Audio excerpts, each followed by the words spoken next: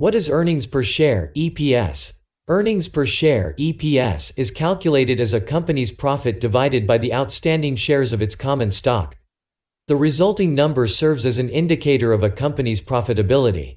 It is common for a company to report EPS that is adjusted for extraordinary items and potential share dilution. The higher a company's EPS, the more profitable it is considered. Earning per share is equal to net income minus preferred dividend divided by end-of-period common shares outstanding.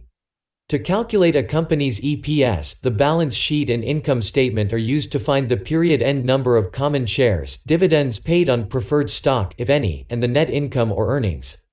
It is more accurate to use a weighted average number of common shares over the reporting term because the number of shares can change over time.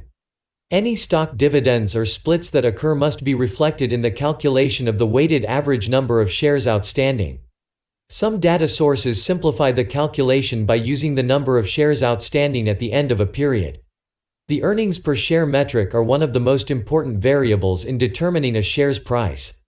It is also a major component used to calculate the price-to-earnings (PE) valuation ratio, where the E in PE refers to EPS. By dividing a company's share price by its earnings per share, an investor can see the value of a stock in terms of how much the market is willing to pay for each dollar of earnings.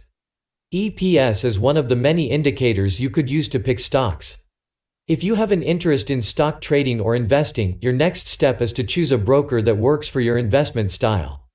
Comparing EPS in absolute terms may not have much meaning to investors because ordinary shareholders do not have direct access to the earnings. Instead, investors will compare EPS with the share price of the stock to determine the value of earnings and how investors feel about future growth.